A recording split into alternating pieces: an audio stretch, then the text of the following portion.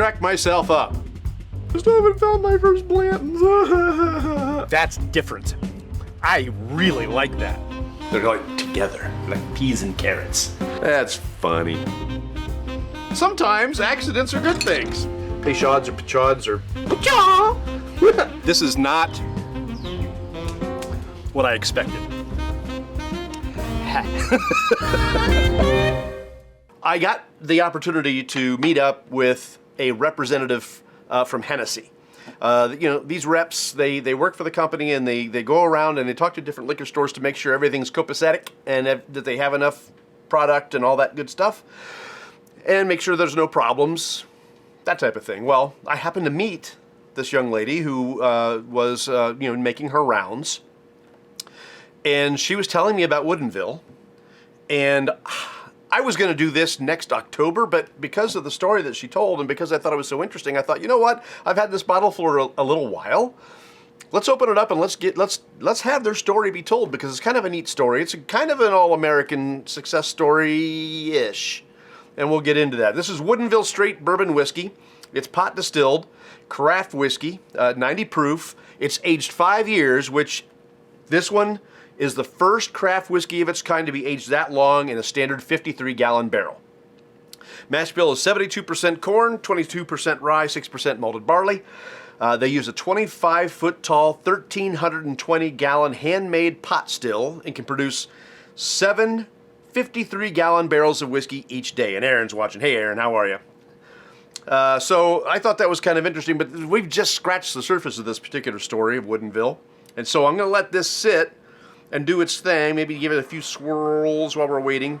I like to give it a few minutes. So I'm going to go through the story because I think it's a neat story. And, I talked about Frey Ranch and how they're farm to bottle in their own location. They do it all themselves. Well, this is the same. An important thing to know about Woodinville is that they're in Woodinville, Washington, the state of Washington, and that all of their grain is grown for them locally at the Omlin family farm in Quincy, Washington. The grains are mashed, distilled, and barreled at their Woodinville distillery and then trucked back over to the Cascade Mountains to the company's private barrel houses. So in 2010, two best friends, better now I'm off work. I'm glad to hear that, Aaron. This is my day off as well, so I'm going to spend it doing this. Okay. Two best friends in 2010, Orlin Sorensen and Brett Carlisle, decided they were going to make their own whiskey. Of course, people thought they were nuts to leave their careers behind. They didn't do that right away, but they had this dream to make whiskey, and there's always plenty of people there to say, you're going to fail. Well, eventually they were able to leave their jobs. They found the Omlin family farm, a struggling operation to supply their grain, and they went to work. Took a long time to get it right, and they had some help, a lot of help, from Dave Pickerel, who for 14 years was the master distiller at Maker's Mark. And upon the release of their first barrel, they had a line around the building for people wanting to buy it and support what they were doing. So that's a great local story, but there's more. Even the barrel process was an adventure. Woodinville gets their barrels from a company in Lebanon, Missouri, called the Independent Stave Company. And Woodinville was one of the first craft distilleries that they worked with, so they got to be a part of the creation of that barrel company's craft distillery series. All right, so they started a whole new process with these guys. They were sent 24 barrels with different stave thicknesses, seasoning of the wood, toasting, charring combinations, and out of this process, Woodinville settled on their barrels containing an 18-month seasoned oak, and the barrels are finished with a heavy toast on the lids and a heavy char. 5 years, heavy char, that's not super dark, not super light either, but 5 years, the Claremont Steep, the brand new malted barley whiskey from Jim Beam, is darker than that. It doesn't have a heavy char, but the whole barrel is toasted, but we'll get into that another time. Let's see. The results evidently were quite successful. They got really popular, but they weren't able to produce or distribute enough to meet the demand. Lo and behold, their unrealized dreams came true when 7 years later, Woodinville announced they were acquired by Hennessy, who also owns Hennessy Cognac, Glenmorangie and Ardbeg Scotches, Belvedere Vodka, and various champagnes, including Dom Perignon. Orlin and Brett still run the Woodinville thing together. And thanks to Hennessy, their hard work along with an extension and refit of the Omlin family farm can be appreciated around the world. They have this one. They have a straight rye, a bourbon finished in port wine casks, which seems to be the thing. And occasionally they play with other offerings like an applewood finished whiskey, and they even have a kit available. Paul, you're gonna like this. I know you do your own barrels and stuff, but these guys have a kit available where they send you like the white dog, I don't know what they call it, and a barrel. And you get to age it yourself in the barrel. So you can age your own. And they also offer a bourbon barrel maple syrup, which sounds kind of good.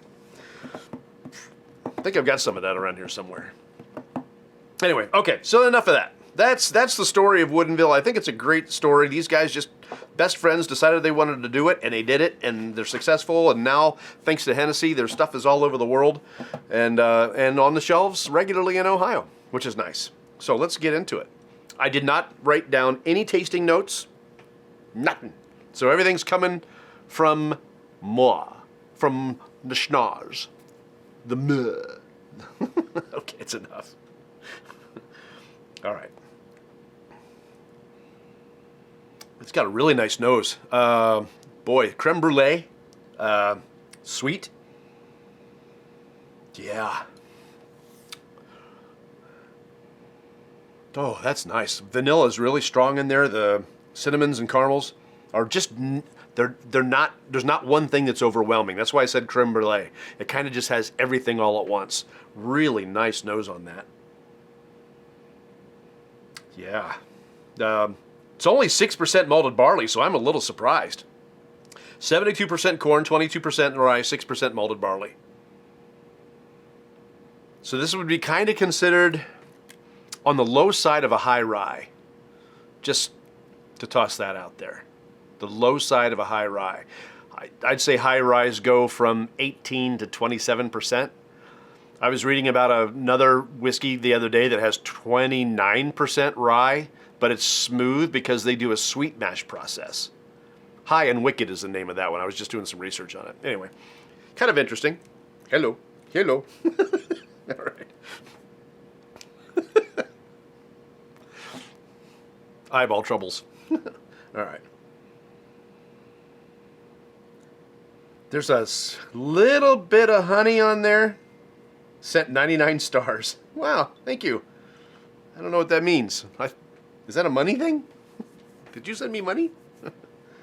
Lorena's watching. Hey, Lorena, how are you? Glad you're with us. We're doing Woodinville. This is 90 proof. It's a craft distillery in Washington State. And that's a really nice, very well-balanced, sweet nose. Yeah. All right.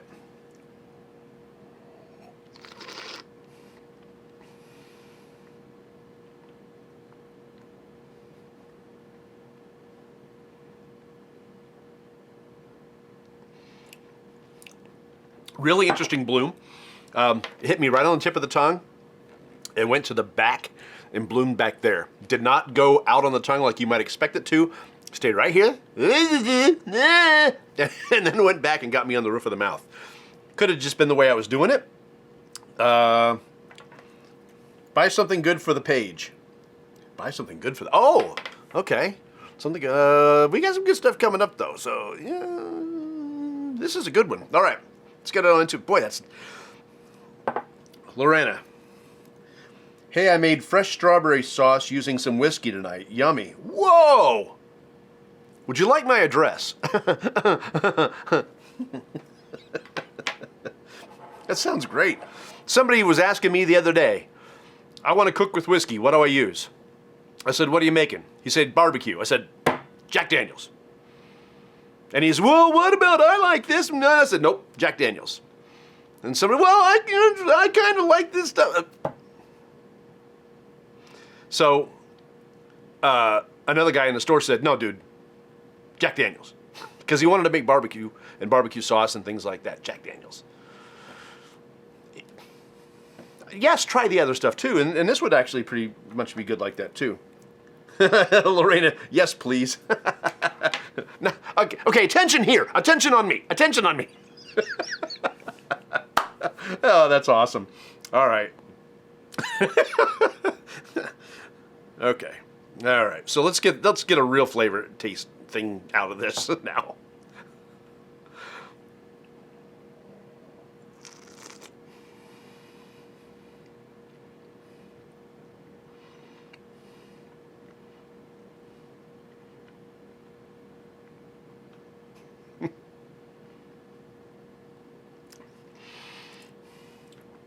Okay.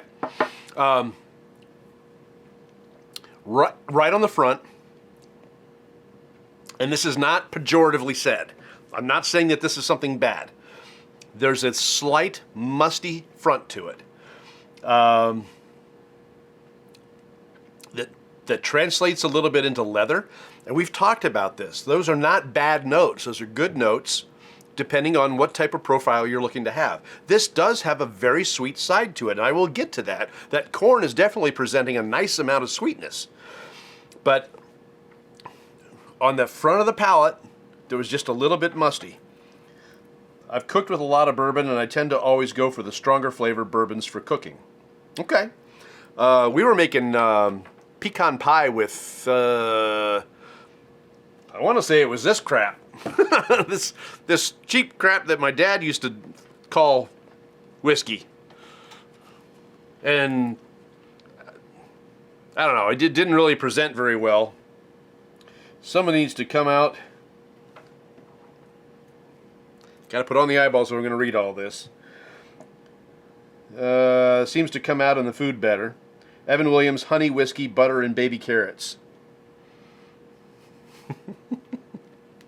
Anyway, we made pecan pie with this, and I would like to try maybe a stronger bourbon, because that just didn't do it for me. All right, let's get back to Woodinville, shall we? Budding chefs on Facebook. It's fine. I like the conversation. Michael's watching. Hey, Michael. How are you, sir? You're missing all the statements. Lorena completely threw us off the rails when she started talking about cooking with bourbon and making strawberry jam, and now everybody's salivating and paying attention to Lorena. It's fine. I'm just playing. Lorena, I'm glad you're here, and I'm glad you did that because it sounds cool. And if you want to post the recipe in the comments after we're done, please do. I think it would be fun. And Aaron, same thing with you. If you got some stuff that you've cooked with whiskey, Paul, I know you have. Stick them in the comments. Let's get those recipes flying. Squirrel. Yeah, right. Thanks, Lorena. All right. Let's get back to this.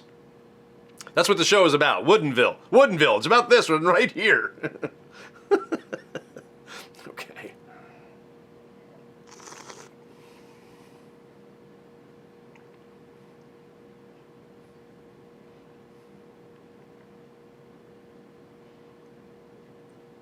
Okay. I think I know what it is. Different areas of the country, different areas of the world, produce ryes that have different flavors. My favorite is the Lawrenceburg rye. You know this. Probably my least favorite is the Alberta rye. It just tends to be grassier, tends to be more toasted cereal type stuff. And I have to think it has to do something with the climate.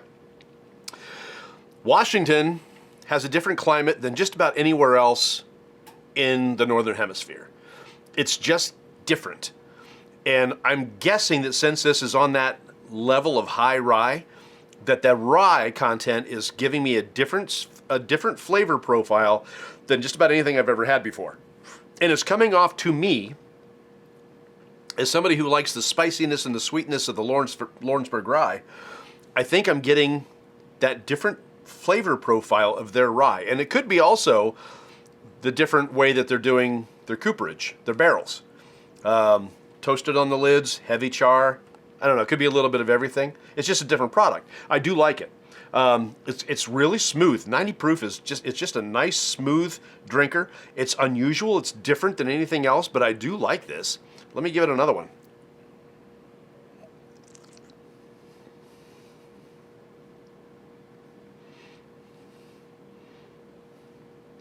Yeah, I'm certain that's the rye. That interesting profile that I perceive as mustiness, it's got to be the rye content. It could be the area of the world that the crops are grown. You know, does Washington corn taste the same as Ohio corn and Kentucky corn? And, you know, I've never had Washington corn. I have had Washington beef, and that was outstanding. We're in Spokane for a job in 2019, and we stopped by this steakhouse, and it was probably one of the best steaks I've ever had in my life. Just amazing. Anyway, Paul Smith, I have a Jack Daniel's cookbook. Of course you do. I probably need one. I could use some I know it's all over the internet, but I could actually use some guidance when it comes to cooking with whiskey, because I haven't done it yet. And I probably oughta, especially when it comes to my pulled pork. I made a pulled pork last week that was incredible. Finished it this morning. Okay. All right, one more, and then we're going to put water on it.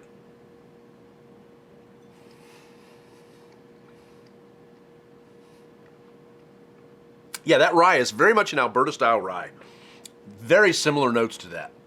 It's got to be the climate or the type of rye they use because of the climate. I'm getting leather notes. Again, just a slight mustiness to it, but it's not mustiness. It's just that rye. It's just a different flavor rye, and this is good. I would drink this any day. It's not what I would normally go to for my particular palate, but I do like this, and I like the fact that it's different. And I like the fact that it comes from a different part of the country, unabashedly so. All right. Some really nice cinnamons in there that are there with the leather. Very earthy type of taste to it.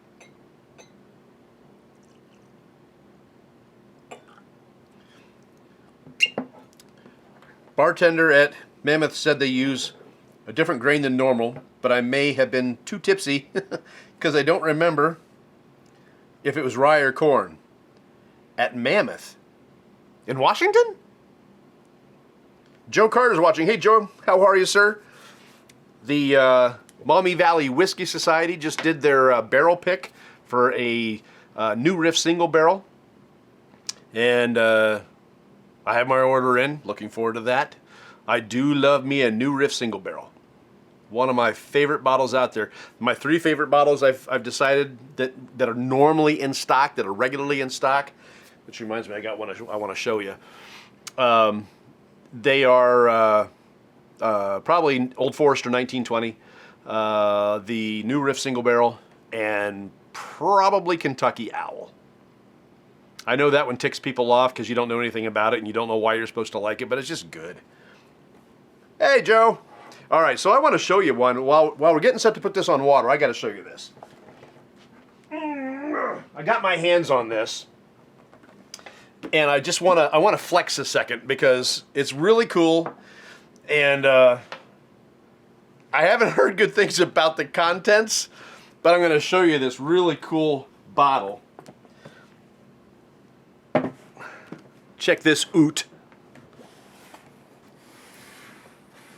There.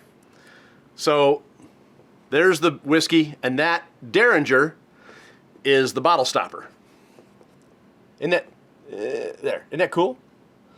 It's a non-working Derringer. You're not going to shoot the cork at anybody or anything like that. But I picked this up the other day. It wasn't expensive as you might think. It's like, I don't know, $100, $110, something like that. And unfortunately, I'm hearing that the juice inside isn't really all that great, so I'm not going to put this on my agenda just yet. I will hit this eventually, but if it's not going to be good, then I don't want to I don't want to drink it and be upset. But if the worst comes to worst, it's a really nice decanter and it's a cool little conversation piece. So I just think it's cool. So I had a conference call earlier today, and a guy was showing off a new rifle that he got. And I was like, oh, well, I'll show off the new gun that I got. All right. Oh, yes, the Derringer Now that's great packaging. It is. It is. And I hope what's inside is drinkable, because what I'm hearing is that it might not be particularly drinkable. But it's cool. And it wasn't like $300 for something that I may hate. And if it's high rye, then, you know, I can make old fashions out of it, or I can make, you know, Sazeracs out of it, or I don't dump down the drain, although there have been a few I was really close to dumping.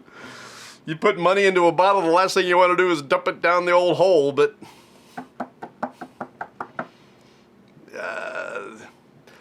there have been 2 that I can think of, 3 that I can think of that I almost just dumped down the sink. One of them was the Oak and Eden Bourbon and Spire.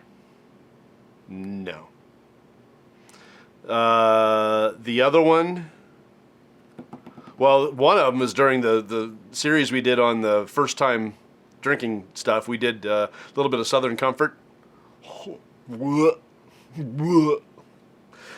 That one I put the cap back on and threw it across the yard, and it took me this much, like a lot of strength, to just put the cap on before I tossed it across the yard. But then my mom says, I like that stuff, so I saved it for her.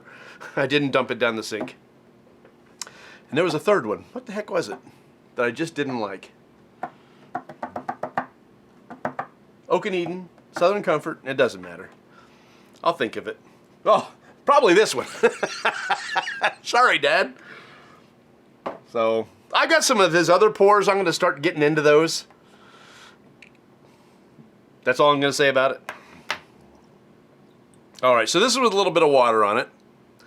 It's going to bring down that proof just a little bit. It doesn't have a whole lot of bite on it. It's only 90 proof. Which to some people is going to be, ah!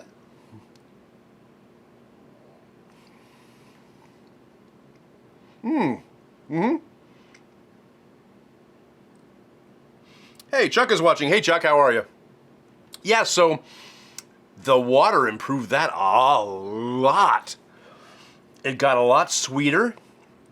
There's no mustiness on the front anymore. The honey's popping on it. Woo, that was like a milliliter of water. That's it. And it really jumped that up. That's nice. That's nice.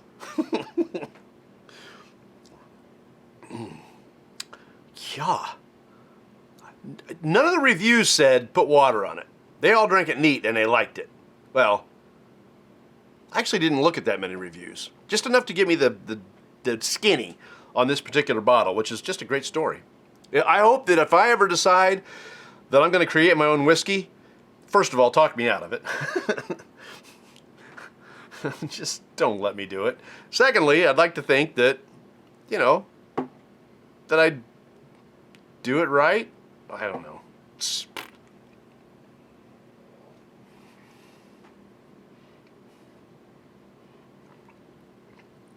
Yeah, that rye is really expressing itself now. Instead of just giving a mustiness, it's giving me some of those cereal notes that you might expect out of that northern hemisphere rye, that Washington rye, which I would equate to the Alberta rye. Giving me some of those cereal notes, but there's some really nice honey, a little granola. Some of that leather is still there, but it's really gone down a lot. Nice vanilla's popping out of this too. Really quite good, actually, especially with a drop of water on it.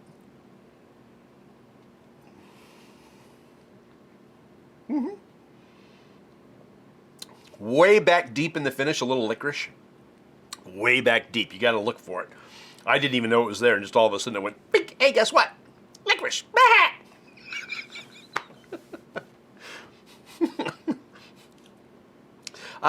Getting a little finish on peaches as well. That's new. I like that. All right. Water. Or ice. Frozen water. Cody's watching. Hey, Cody. I'm glad you're with us. Very good to have you. So this is a not so elegant ice sphere. It used to be an elegant ice sphere, but it stayed in the freezer for too long. And now it's less elegant. It's like the Snow Queen. Let it go, let it go. I mean, you can tell that it's clear down underneath it. But on top, it's all covered with, like, ice and slush and... All right. I'll make it pretty now. I was watching videos. If you get the chance, go on the Woodinville site and just search for Woodinville, and you'll find it. But they've got some videos on their, like, Our Story page, and they've got a couple of them. One was about the farm, and that was really well put together. That was a really nice video. I thought about streaming it here, but thought, nah, I'd rather you go to the site and see it there. And then the other one about the two friends that decided to do this together, that's a nice video too. Now the first one, it's called Our Story, the video called Our Story. I spent 2 minutes wasting my time watching that. It was well shot, but so... The other two videos are really good though, especially the one about the farm, the Omlin family farm. But anyway, I was watching those videos. What prompted me to talk about that is they were pouring this in the video about the friends, best friends. They're pouring it, and you see maybe a potential flaw in the pourer. It didn't do it to me, where it looked like it was dribbling. You know how sometimes you just have a bad pour. You pour it and it like dribbles down the side of the bottle. Well, maybe I found a way around that. But in the video, they dribbled it. And I was like, oh, I'm not looking forward to that. I gotta make sure I have a rag handy. All right. Okay, Paul, this is for you.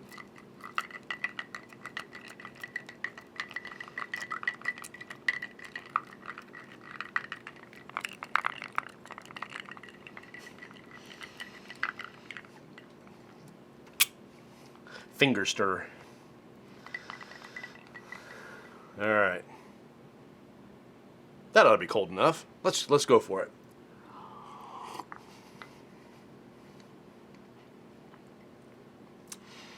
Holds up nicely when cooled down. I can't say that about everything. I couldn't say that about the Blade and Bow. I couldn't say that about the 1792 Foolproof. This holds up. Maybe it's that rye again, because that's what I'm getting a lot of. Paul, something I should know, Joe. Joe, go back, Paul or Joe, and watch the video with Paul and I together, and you'll see how he insisted that we stir the drink up on the ice with fingers and not a spoon. He insisted. You have to watch it. It's funny. Paul's good on camera. It's funny. But you knew that. All right. What's that? Finger. Yes, finger. Thank you, Paul. Finger! All right. Okay.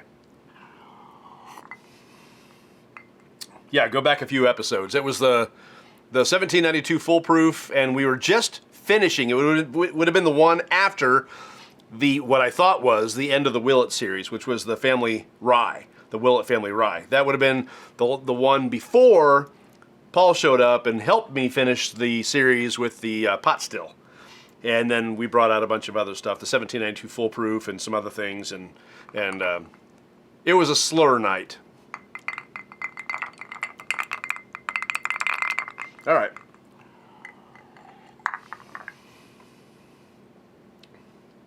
No, that's good. It holds up on ice really nice, which is a nice surprise. Yeah. So, Joe, that was just before the Whiskey Society Kentucky trip. Y'all are having conversations on your own. I'm just going to pay attention to myself. Hi, self. All right, so Woodinville, little bit musty on neat when you're drinking it neat. It's that rye, I think, is coming through and showing me a different profile than I would have liked due to my palate. My palate likes a certain thing. And yes, I can deviate and still enjoy it. Like this one, I can still enjoy it. Other people, they deviate from that palate and they're like, ugh, and I'm not like that. I can at least enjoy it a little bit. This one would not be my favorite one to go neat. That you weren't there for, Casey. I know. I don't have this right now. So I gotta wait until I have a little bit more of this. So anyhow, This is a nice pour, neat, not probably the favorite expression for me. On water, it was really nice, and on ice, it held up. So that's what I'm doing. Next week, I'll show you what we're doing. I already grabbed it. What did I do with it? What did I do with it? Oh, I didn't grab it. Ugh. Next week, we're going to jump in and do this one, the Bottled and Bond from Heaven Hill. I've heard people talk about this one. I have never tried it. Of course, that's the same thing with everything on the show. I don't do it. I don't try it unless you're with me. And, okay, something else I want to bring up just real fast. Last week I talked about this. Did I? Maybe I didn't. Somebody online, a friend of mine online, was saying that Smoke Wagon Small Batch, now that's the one out of Las Vegas, Nevada, that is slowly but consistently making its way into Ohio liquor stores. Somebody got a bottle of the small batch, not the uncut, the younger, not the uncut, unfiltered, but the small batch. And they put that up against E.H. Taylor and said in a blind taste test that it won. I am very dubious of this claim. However, it was corroborated by several people that responded to the post online. Nice. I'm looking forward to that one. Make sure you post it in our group too. You got it. So, which one, the Heaven Hill or the Taylor battle? Anyway, so somebody mentioned that those two went head-to-head and that the Smoke Wagon beat the E.H. Taylor small batch. Again, I'm finding that very difficult to believe. So in the future, very soon, I'm going to do that head-to-head battle, which is the Smoke Wagon small batch versus E.H. Taylor. That'll be the first of my comparisons. The other thing I'm going to be doing soon in the future is to find alternatives for the ones that everybody's always tatering about. What's an alternative to drinking Weller? Weller 107. Weller Full Proof. The gamut, right? E.H. Taylor. Eagle Rare. Buffalo Trace. The ones that everybody's always calling about. You know, coming in, do you have the Blanton's? All right. Somebody told me the other day that Blade & Bow was a great substitute for Blanton's. I'm going to have to put it to the test. Blanton's, to me, holds up to the tests better than Blade & Bow. Like, you know, I told you a minute ago, Blade & Bow didn't hold off over ice, and I think Blanton's does. But we're going to do some comparison shows, and maybe after the new year that we do the comparison shows. Now, the battle between Smoke Wagon and E.H. Taylor, that's going to be sooner. I'm going to do that sooner rather than later. I do have my lineup going, but I keep moving it around. So Woodinville was supposed to be October, and we did it today. So this one was supposed to be 2 weeks from today. I'm doing this next week, and then whatever I was going to do 2 weeks, I may even swap that out for something else, because there's too much stuff that's being introduced to the state that people are talking about and really enjoying. And I think I owe it to myself and to you and to everybody else to know what those products are like and be able to give my notes on them, whether I like them, what they taste like to me, what the flavor profile is.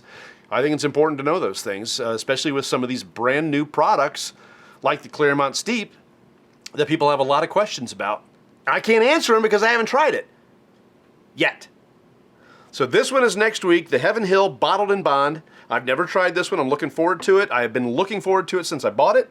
I bought this one the same day that I bought the Chicken Cock Double Oak. So it's been a few months. So I'm going to try this one next week right here on Beautiful Bourbon. So, hey, thanks again for watching. You get the opportunity. We leave these on here all the time. They don't go anywhere unless Facebook just unilaterally decides to take them off. But they're on forever on YouTube. That's that new @ symbol thing, Beautiful Bourbon. So check us out there. Of course, the blog at beautifulbourbon.com or Bourbcast.com or thebourbcast.com. I'm terrible at that. Cheers. Thank you, sir. You too. And then, of course, Instagram. I wish Instagram wasn't stinking boring. It's just boring. So boring. All right, guys. We will see you next week. I do appreciate it. Cheers, and hey, be safe.